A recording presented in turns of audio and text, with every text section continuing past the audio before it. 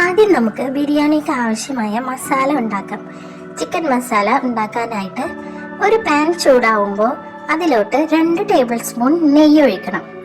ആ നെയ്യ് ഒന്ന് മെൽറ്റായി വരുമ്പോൾ ആവശ്യത്തിനനുസരിച്ചുള്ള വെളിച്ചെണ്ണ ഒഴിക്കണം. നമ്മൾ എത്രയാണോ ഉള്ളി എടുക്കുന്നത് അത് വാടാൻ ആവശ്യമായ വെളിച്ചെണ്ണ ഒഴിച്ചു കൊടുക്കണം. ആ വെളിച്ചെണ്ണ ചൂടായി വരുമ്പോൾ ഒരു 7-8 സവോള ചെറുതായി അരിഞ്ഞത്, കനം കുറച്ച് അരിഞ്ഞത് ഇട്ട് കൊടുക്കണം.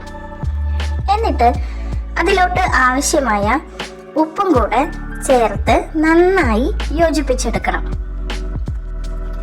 ഈ സമയത്ത് ഉപ്പ് ആഡ് ചെയ്യുന്നത് വേഗത്തിൽ ഉള്ളി വാടി കിട്ടാനാണ് നമ്മൾ ഈ സമയത്ത് ഉപ്പ് ആഡ് ചെയ്യുന്നത്.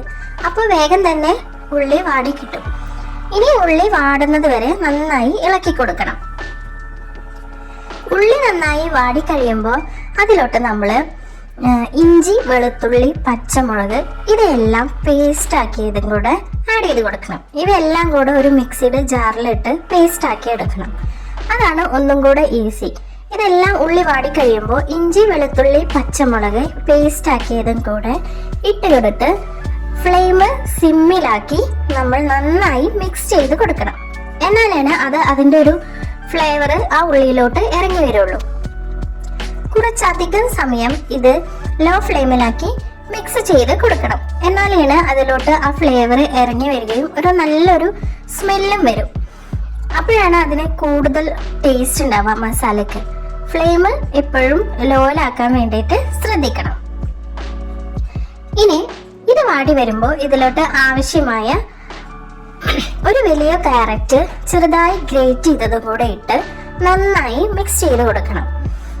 നമ്മൾ എടുക്കുന്ന ഉള്ളിക്കനുസരിച്ച് വേണം എടുക്കാൻ. ഇത് 6-7 ഉള്ളി എടുത്ത കാരണം ഏകദേശം ഒരു വലിയ ക്യാരറ്റ് തന്നെയാണ് ചെറുതായി ഗ്രേറ്റ് ചെയ്ത് ഇട്ട് കൊടുക്കുന്നത്. അതും കൂടെ നന്നായി മിക്സ് ചെയ്ത് കുക്ക് ചെയ്ത് എടുക്കണം. ക്യാരറ്റ് മിക്സ് ചെയ്ത് കുക്ക് ചെയ്തെടുക്കുന്നതും ലോ ഫ്ലെയിമിൽ ആവാൻ ശ്രദ്ധിക്കണം. ഹൈ ഫ്ലെയിമിൽ ഇട്ട് കഴിഞ്ഞാൽ നമ്മൾ ഇഞ്ചി, വെളുത്തുള്ളി, പച്ചമുളക് പേസ്റ്റ് ആഡ് ചെയ്തുകൊണ്ട് അതെല്ലാം കരിഞ്ഞു പോകും.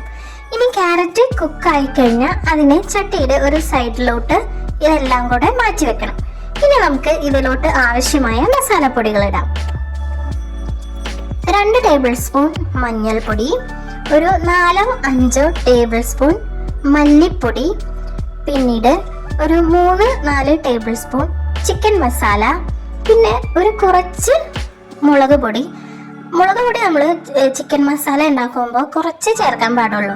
പച്ചമുളകാണ് എരിവിന് വേണ്ടി ചേർക്കുന്നത്. പിന്നെ കുരുമുളക് പൊടിയാണ് ചേർക്കുന്നത്. മുളക് പൊടി കഴിയുന്നതും ഒഴിവാക്കുന്നതാണ് ടേസ്റ്റ് കൂടുതൽ കിട്ടാൻ നല്ലത്. പിന്നീട് നമ്മൾ കുറച്ച് ഗരം മസാല പൊടിയും കൂടെ ചേർക്കണം. അതൊരു 1/4 ടേബിൾ സ്പൂൺ ഒക്കെ ആഡ് ചെയ്താൽ മതിയാകും.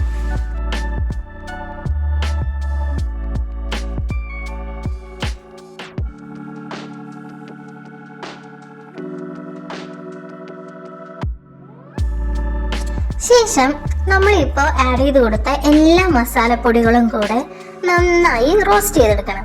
ഈ സമയമെല്ലാം ഫ്ലെയിം ലോ ആയിരിക്കണം. അല്ലെങ്കിൽ മസാലപ്പൊടിയും ആ സൈഡിലോട്ട് മാറ്റി വെച്ച ഉള്ളിയും എല്ലാം കരിഞ്ഞു പോകും. നന്നായി റോസ്റ്റ് ചെയ്തതിന് ശേഷം നമ്മൾ കുക്ക് ചെയ്ത് വെച്ച ഉള്ളി, ക്യാരറ്റ് എല്ലാം കൂടെ നന്നായി ഈ മസാലപ്പൊടികളും കൂടെ ചേർത്ത് മിക്സ് ചെയ്തെടുക്കണം. അടിയിൽ പിടിക്കുകയാണെന്ന് തോന്നുകയാണെങ്കിൽ ഒരു 2-3 ടേബിൾ സ്പൂണ് വെള്ളം ഒഴിച്ചെടുക്കാവുന്നതാണ്. അധികം അടി പിടിക്കില്ല. അപ്പോൾ നമ്മൾ നന്നായി ലോ ഫ്ലെയിമിലാക്കി മിക്സ് ചെയ്ത് കൊടുക്കണം. പിന്നീട് ഇതിലോട്ട് ആവശ്യമായ തക്കാളിയും കൂടെ ആഡ് ചെയ്ത് കൊടുക്കണം. ഒരു 3-4 തക്കാളിയും കൂടെ ചെറുതാക്കി അരിഞ്ഞത് കൂടെ ആഡ് ചെയ്ത് കൊടുക്കണം. എന്നിട്ട് ശേഷം ഇത് നന്നായി മിക്സ് ചെയ്ത് തക്കാളിയെല്ലാം ഉടഞ്ഞു വരുന്നത് വരെ നന്നായി കുക്ക് ചെയ്ത് എടുക്കണം. അതിന് ഇതാദ്യം ഒന്ന് നന്നായി ഇളക്കിയതിന് ശേഷം ഒന്ന് അടച്ചു വെച്ച് വേവിച്ചെടുക്കാവുന്നതാണ്.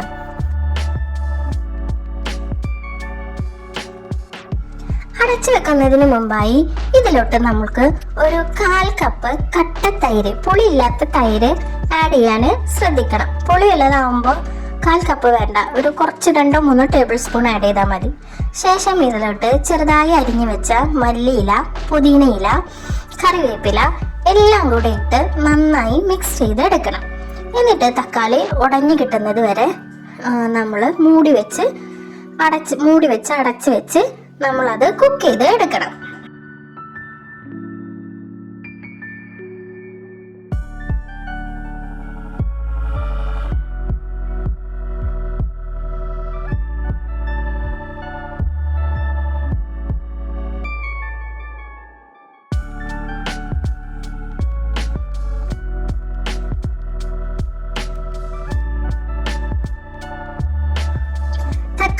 അധികം വേവുന്നത് കൊണ്ട് ഒരു 3-4 മിനിറ്റ് അടച്ചു വെച്ച് കുക്ക് ചെയ്തെടുത്താൽ മതിയാവും. ശേഷം മൂടി തുറന്ന് നമ്മൾ നന്നായി മിക്സ് ചെയ്ത് ആ കയ്യിൽ വെച്ചോ അല്ലെങ്കിൽ ചട്ടകം വെച്ചോ തന്നെ ഒന്ന് ഇങ്ങനെ ഉടച്ചെടുക്കണം തക്കാളീനെ. ഇല്ലാന്നുണ്ടെങ്കിൽ അതൊന്നും കൂടെ അടച്ചു വെച്ച് വേവിച്ചാൽ മതി. അതിൻ്റെ ആവശ്യമില്ല. ഇതിങ്ങനെ കയ്യിൽ വെച്ചിട്ട് ഉടച്ചെടുത്താൽ തന്നെ നന്നായി ഉടഞ്ഞു കിട്ടുന്നതാണ്.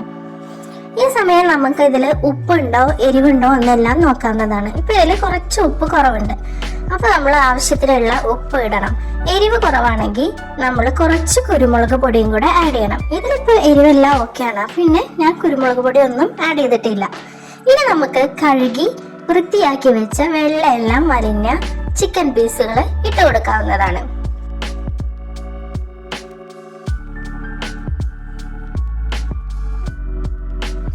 നന്നായി കഴുകി വെച്ച ചിക്കൻ പീസുകളെല്ലാം ഇട്ട് കൊടുത്ത് ഇത് നന്നായി മിക്സ് ചെയ്ത് എടുക്കണം. ഒരു 1-2 മിനിറ്റ് നമ്മൾ കൈവിടാതെ മിക്സ് ചെയ്ത് കൊണ്ടിരിക്കണം. എന്നിട്ട് ഇത് ഒരു അടച്ചു വെച്ച് വേവിച്ചെടുക്കാം.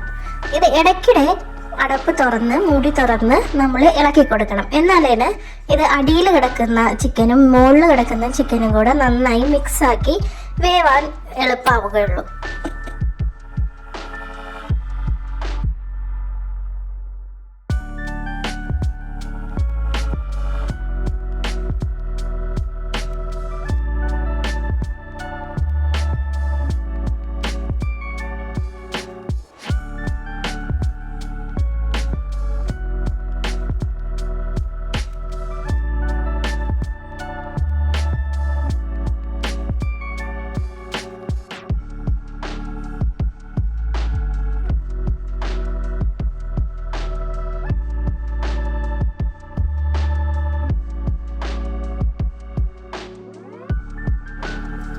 ചിക്കൻ എല്ലാം നന്നായി വേവിച്ചെടുത്തതിന് ശേഷം നമ്മൾ ഒന്നും കൂടെ നന്നായി മിക്സ് ചെയ്തെടുക്കണം.